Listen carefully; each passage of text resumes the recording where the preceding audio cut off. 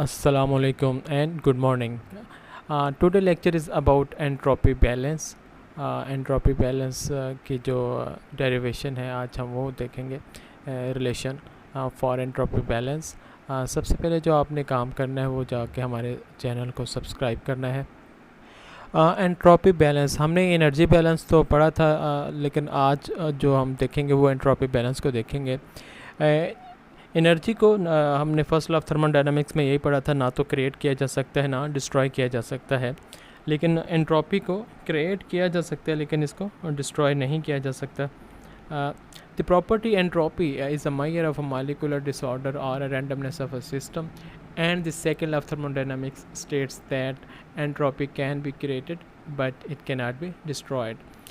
Therefore, the entropy change of a system during a process is greater than the entropy transfer by an amount equal to the entropy generated during the process within the system.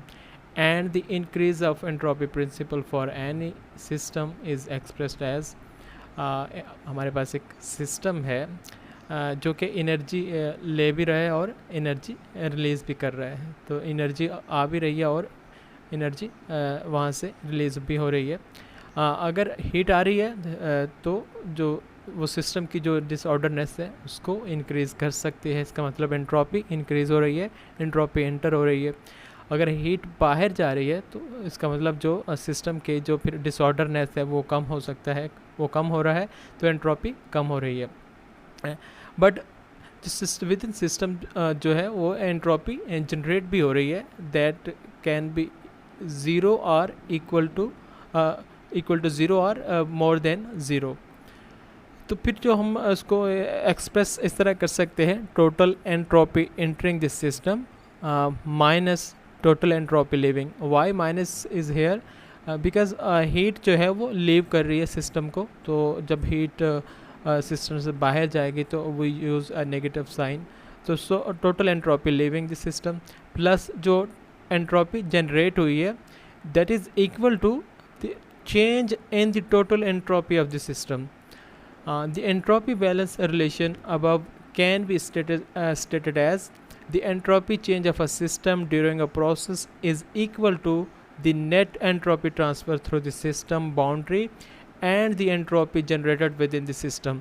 उसको हम relation के form में इस तरह right कर सकते हैं, entropy entering the system minus entropy living plus entropy generated is equal to the change in total entropy of the system। And further इसको हम देखते हैं what is the entropy change of a system, जो कि delta S of a system. Entropy balance actually easier to deal with energy balance, since unlike energy, entropy doesn't exist in various forms. Therefore, the determination of entropy change of a system during a process involves evaluating entropy of the system at the beginning and the end of the process and taking their difference। दो state पे entropy अगर हम लें और उनका जो difference ले लें, that will be equal to change in entropy of the system. Change in entropy of the system will be equal to S final minus S initial, that can be rewrite S2 minus S1। Note that entropy is a property and the value of the property does not change unless the state of the system changes। अगर properties change with respect to time change ना हो तो इसका मतलब जो entropy change नहीं होगी। अगर यूनिफॉर्म नहीं है properties, when the properties of a system are not uniform, the entropy of the system can be determined by the integration of the system। Entropy of the system will be equal to entropy into mass of this system। mass को हम rewrite कर सकते हैं entropy into density and differential of volume, और with respect to volume से integrate किया जा सकता है। बट अगर जो कि state of the system change ना हो रहे हो ड्यूरिंग द प्रोसेस, तो then the entropy change of the system will be zero. For example जो nozzle, turbine, compressors, pump and heat exchanger है, स्टडी स्टेट ऑपरेशन में the entropy of this system will be zero. We have studied the transfer mechanism of energy. अब अभी जो है वो हम देखते हैं मैकेनिज्म ऑफ एंट्रोपी ट्रांसफ़र के एंट्रोपी कैसे ट्रांसफ़र हो सकती है, कैसे वो इंटर हो सकती है, कैसे आउट हो सकती है। दो तरह से एंट्रोपी जो है वो ट्रांसफ़र इस सिस्टम में हो सकती है, या तो हीट ट्रांसफ़र के ज़रिए या फिर mass flow. Entropy transfer is recognized at the system boundary, and it crosses the boundary, and it represents the entropy gained or lost by a system during a process. The only form of entropy interaction associated with a fixed mass or a closed system is heat transfer, and thus the entropy transfer for an adiabatic closed system is zero. अगर system close होगा तो उस case में जो mess flow नहीं हो सकता, but entropy still inter हो सकती है, लीव हो सकती है in the form of heat transfer. अगर सिस्टम बिल्कुल इंसुलेटेड हो, आडियाबैटिक सिस्टम हो, तो दैट आडियाबैटिक क्लोज सिस्टम हो, for that case entropy will be zero. तो जो पहला मैकेनिज़्म है एंट्रोपी का वो है हीट ट्रांसफ़र। ये इसकी इक्वेशन हम ऑलरेडी पढ़ भी चुके हैं। Heat is in a sense a form of disorganized energy, and some disorganization will flow with heat. Heat transfer to a system increase the entropy of that system, and thus the level of molecular disorder or randomness. And heat transfer from a system decrease it. In fact, heat rejection is the only way to entropy of a fixed mass can be decreased. The ratio of heat transfer Q at a location to the absolute temperature T at that location is called the entropy flow और entropy transfer, जिसको express किया जाता है S जो कि entropy है। जो mechanism इधर है वो हम हीट यूज़ करें, that is equal to Q जो कि हीट ट्रांसफ़र रेट है, ratio of heat transfer rate to absolute temperature. ये तो इक्वेशन होगी अगर हमारे पास टेम्परेचर कांस्टेंट हो। अगर टेम्परेचर वेरी कर रहा हो तो फिर क्या होगा? The quantity Q over T represents the entropy transfer by heat transfer, and the direction of entropy transfer is the same as the direction of heat transfer, since thermodynamic temperature T is always a positive quantity. When the temperature is not constant, and the entropy transfer during a process 1 to 2 can be determined by integration. उसको अगर temperature vary कर रहा हो तो फिर हम दो state पे कर लेते हैं, स्टेट 1 और स्टेट 2, टेम्परेचर 1 और टेम्परेचर 2 पे के साथ उनको इंटीग्रेट किया जा सकता है, या फिर जो उनकी समीशन भी ले सकते हैं at different points, different positions पे। जो समीशन किसके इक्वल होगा? जो ratio of the rate of heat transfer to the temperature.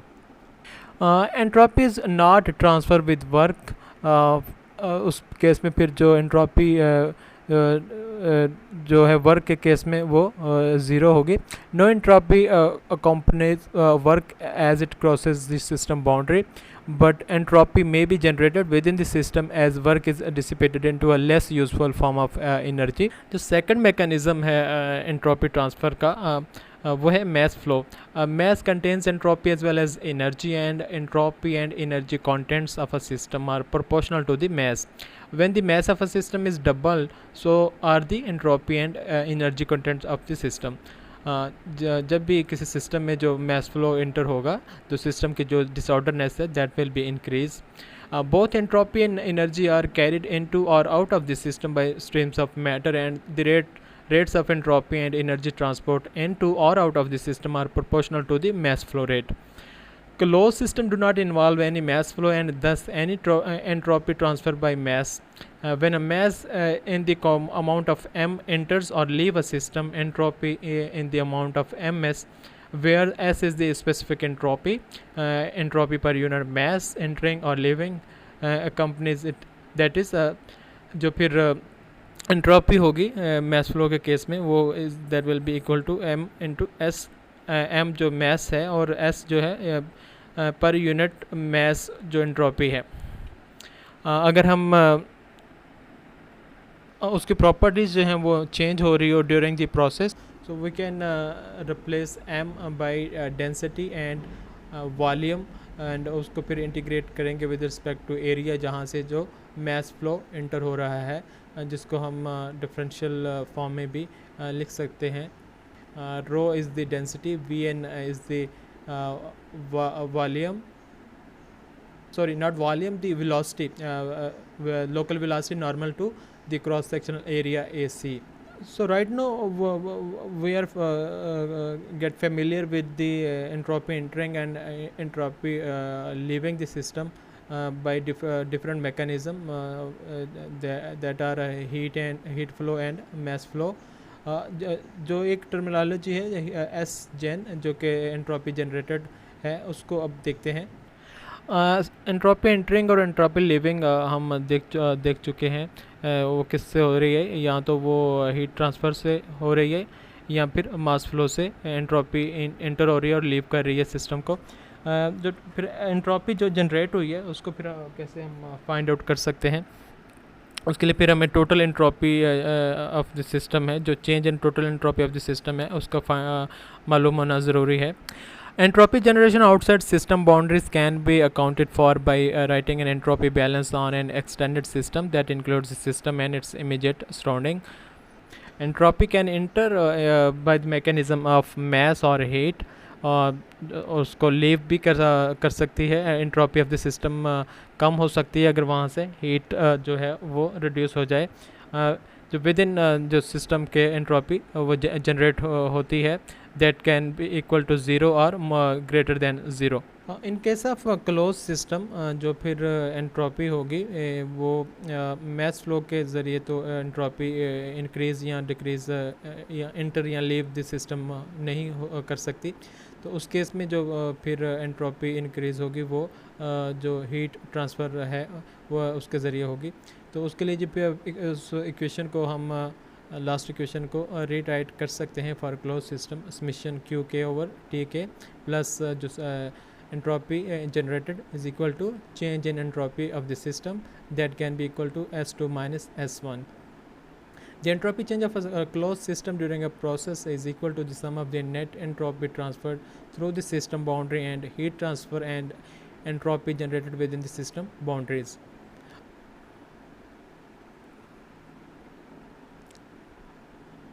And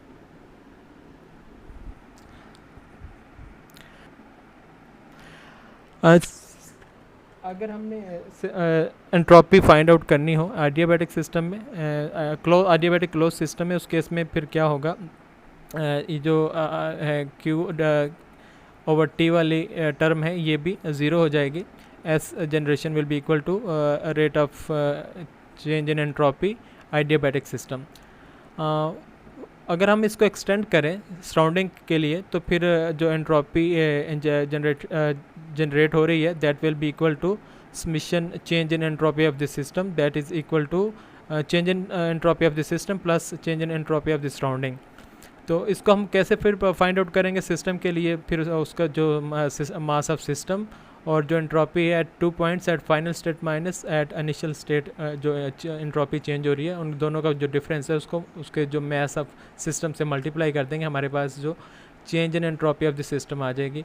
और सराउंडिंग के लिए जो एंट्रोपी हमने फाइंड आउट करनी है, कितनी हीट ट्रांसफ़र हो रही है सराउंडिंग की तरफ एट दैट टेम्परेचर, उससे हमारे पास जो है change in entropy of the surrounding आ जाएगी. अभी करते हैं आज का न्यूमेरिकल 1 जो कि एक हमारे पास वॉल है, उसकी जो एंट्रोपी जनरेशन है वो हमने फाइंड आउट करनी है. उसके लिए जो इक्वेशन बनेगी, जो हमारे पास ब्रिक वॉल है जो रोम की है, बाहर बहुत ज़्यादा ठंड है, जो टेम्परेचर बाहर है वो 0 डिग्री सेल्सियस है और रूम टेम्परेचर है वो 27 डिग्री सेल्सियस है. जो वॉल का इनर टेम्परेचर है इनर साइड से वो 20 डिग्री सेल्सियस है और आउटर साइड से वो 5 डिग्री सेल्सियस है. तो अगर हमने पहले हम स्टेटमेंट को देख लेते हैं. Consider study heat transfer through 5 metre 7 metre into 7 metre brick wall of a house of thickness 30 centimetre. जो वॉल है उसकी जो थिकनेस है 30 सेंटीमीटर है। One day when the temperature of the outdoor is 0 degree Celsius, the house is maintain at 27 degree Celsius. जो inside room है घर का जो टेम्परेचर है वो 27 है, बाहर 0 है। The temperature of the inner and outer surface of the brick wall are measured to be 20 degree Celsius and 5 degree Celsius. जो वॉल है जो उसका इनर टेम्परेचर 27 है, आउटर 5 डिग्री सेल्सियस है। And the rate of heat transfer through the wall is 1035 watt. जो heat transfer हो रही है रूम से या घर से वो बाहर की तरफ वो 1035 वाट है। Determine the rate of entropy generation in the wall and the rate of total entropy generation associated with this heat transfer process. दो चीज़ें हमें डिटरमाइन करनी है। एक तो जो वॉल है उसकी एंट्रोपी कितनी जनरेट हुई है वो हमें फाइंड आउट करनी है। तो अभी हमने इक्वेशन देखी S in minus S out plus S gen is equal to जो rate of entropy of the system with respect to time वो चेंज हो रही है या नहीं हो रही। जो स्टडी स्टेट सिस्टम है तो ये वाली जो टर्मिनोलॉजी वो ज़ीरो हो जाएगी। अगर एस इन की जगह हम इक्वेशन पुट कर सकते हैं जो हीट ट्रांसफ़र हो रही है दीवार में अगर कमरे से दीवार में वो कितनी है Q/T 1035। और जो टेम्परेचर है दीवार का जो इनर साइड से टेम्परेचर है वो 20 डिग्री सेल्सियस है, उसको ऐड किया 273 तो हमारे पास केल्विन में 293 केल्विन आ गया। और जो हीट फिर जो वॉल से बाहर जा रही है, ठीक है, वॉल के आउटर साइड से, ये तो रूम से हीट इंटर हुई वॉल में और वॉल से फिर जो बाहर कितनी जा रही है 1035 किलोवाट। और जो टेम्परेचर वहाँ पे टेम्परेचर 5 डिग्री सेल्सियस है। 273 प्लस 5 278 केल्विन प्लस जो हम फाइंड आउट करना चाह रहे हैं एंट्रोपी जो जनरेट हुई है इस वॉल में, तो वो कितनी आएगी 0.191 वाट पर केल्विन। सेकंड पार्ट में वो कहता है कि हमने फाइंड आउट करनी है जो heat entropy generation associated with the heat transfer process. तो इसको हमने एक्सटेंड कर लिया। फिर उसमें जो टेम्परेचर फिर रूम का टेम्परेचर जो है वो आ जाएगा। इनसाइड द हाउस टेम्परेचर कितना है वो 300 केल्विन है।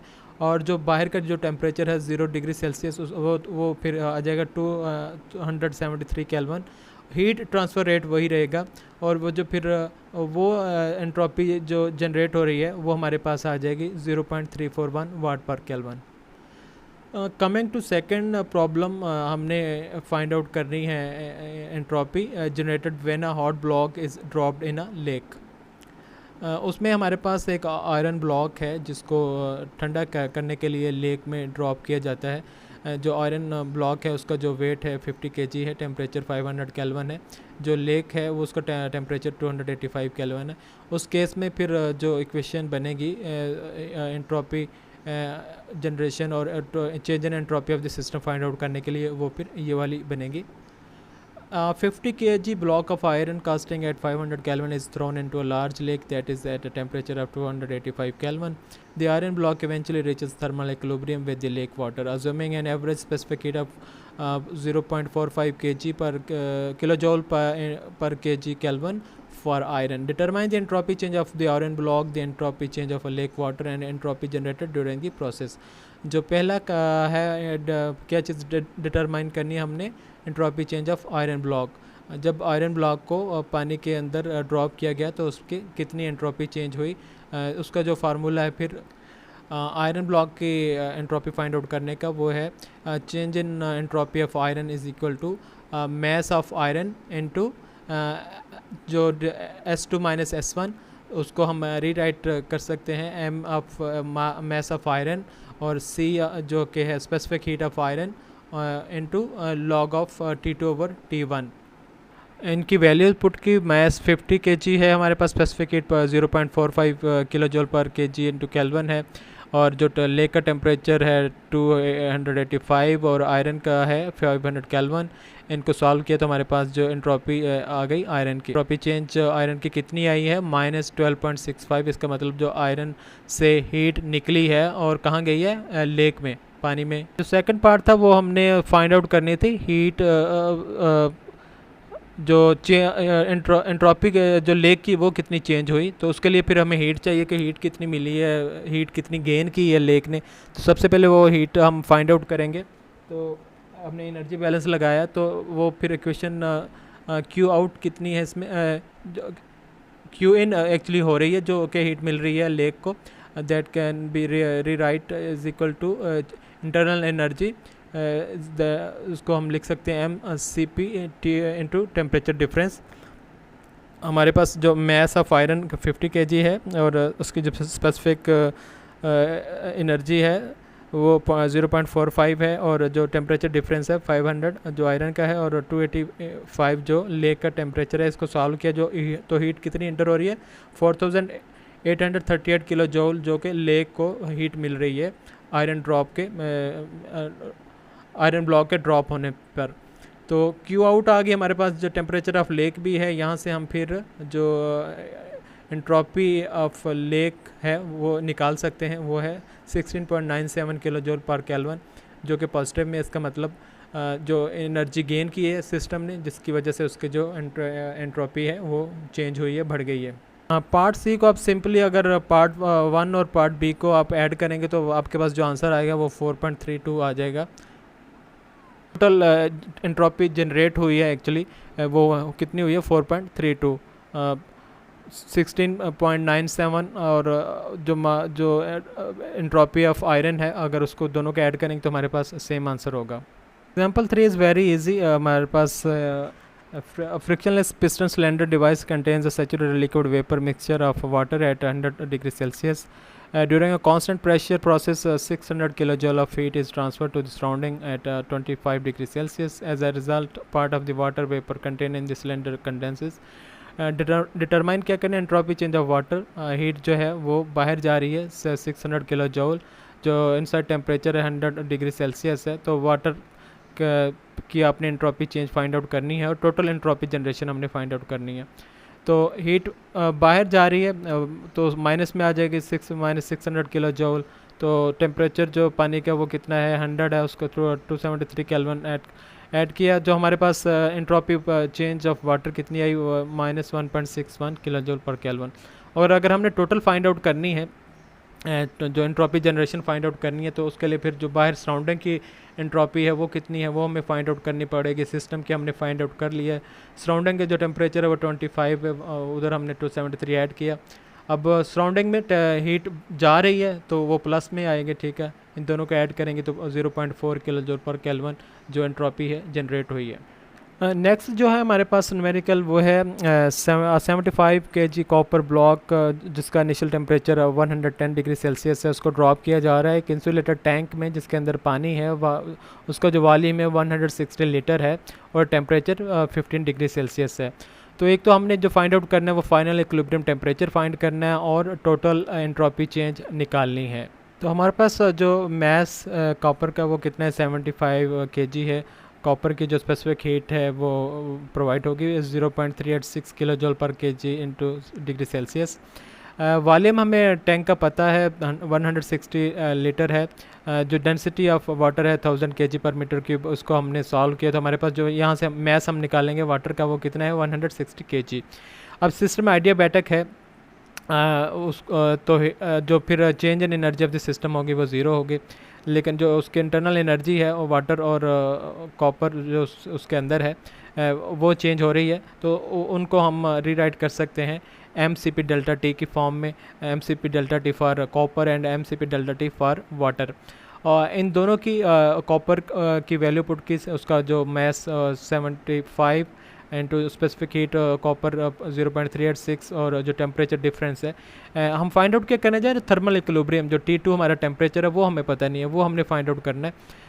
जो फिर वाटर की mCp डेल्टा टी वाटर की कितनी है, वाटर का हमने वेट निकाल लिया था मैस 160 kg 4.18 जो उसकी स्पेसिफिक हीट है और T2 -15 सेंटीग्रेड जो उसका टेम्परेचर है।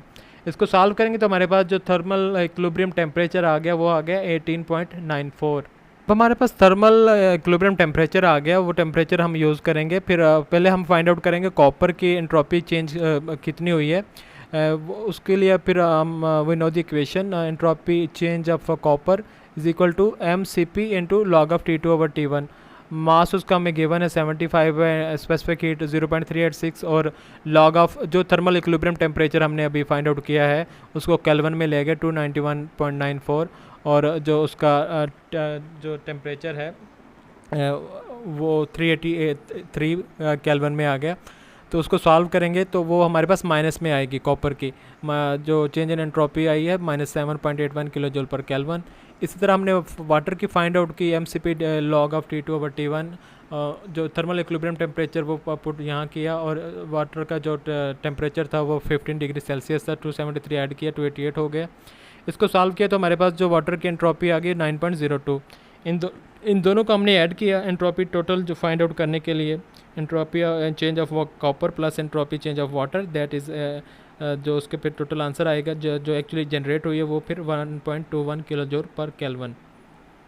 अभी आते हैं जो आज का लास्ट मेरिकल है। अब हमने उसमें पहले कॉपर था अकेला, अब उसमें एक और ब्लॉक भी हमने लेक में ड्रॉप कर दिया। 50 kg iron block and 20 kg copper block both initially at 80 degree Celsius और drop into a lake at 15 degrees Celsius. Thermal equilibrium is established after a while as a result of the heat transfer between the blocks and the lake water. Determine the total entropy change of for this process. Iron block और copper block का wait हमें given है, specific heat given है, lake का temperature given है, इन दोनों का temperature given है। सबसे पहले हम फाइंड आउट करेंगे entropy of iron and copper. Mass of iron कितना है 50 kg है, उसकी स्पेसिफिक हीट 0.45 है। मास ऑफ कॉपर है 20 kg, उसकी स्पेसिफिक हीट 0.836 है। टेम्परेचर T1 जो है हमारे पास जो ब्लॉक्स का है 80 डिग्री सेल्सियस है, 353 केल्विन में आ गया। लेक का टेम्परेचर 15 डिग्री सेल्सियस है, 288 केल्विन में आ गया। तो हमने फाइंड आउट करनी है टोटल एंट्रोपी। टोटल एंट्रोपी किसके इक्वल होगी, जो कि entropy of iron plus copper plus lake. तो सबसे पहले हम आयरन की फाइंड आउट कर लेंगे mCp लॉग ऑफ T2/T1। जो आयरन की वैल्यू पुट की मास की Cp और उनकी टेम्परेचर की, तो हमारे पास आयरन की कितनी आई है -4.57। इसी तरह हमने कॉपर की पुट की mCp delta T mCp log of T2/T1। सारा हमें टेम्परेचर मैस और Cp गिवन है, तो कॉपर की कितनी है -1.57। अब हमने फाइंड आउट करनी है लेक की, तो उसके लिए फिर जो दोनों ब्लॉक्स हैं उनको हम एज अ सिस्टम कंसिडर करेंगे। तो उसके लिए फिर जो change in internal energy of the system will be equal to change in internal energy of iron plus change in internal energy of copper, that will be equal to Q out. ये दोनों block अपनी जो heat है वो दे रहे हैं किसको, lake को, जो लेक के अंदर वाटर है। तो Q आउट हम कैसे फाइंड आउट करेंगे, mCp delta T for iron plus mCp delta T for copper. Iron और कॉपर की जो वैल्यू मास की और स्पेसिफिक हीट की और टेम्परेचर उनके हमें गिवन है, और तो यहाँ से हमारे पास जो Q आउट आ जाएगी वो 164.3 किलो जूल आ गई। अब हम जो एंट्रोपी ऑफ लेक है वो फाइंड आउट कर सकते हैं। लेक को हीट कितनी दी जा रही है, वो है कि 1964 और लेक का टेम्परेचर 288। इसको सॉल्व करें तो हमारे पास 6.82 किलो जूल पर केल्विन जो change in entropy of lake वो आ गई। अब फिर हम टोटल जो निकालेंगे, total entropy change of the system कितनी हुई है, entropy change in entropy of iron plus change in entropy of copper plus change in entropy of lake. तो इन सब की हमने वैल्यू पुट की, जो हमारे पास आंसर आ जाएगा 0.68 kilojoule per kelvin. Thank you very much and don't forget to subscribe the channel. Thank you.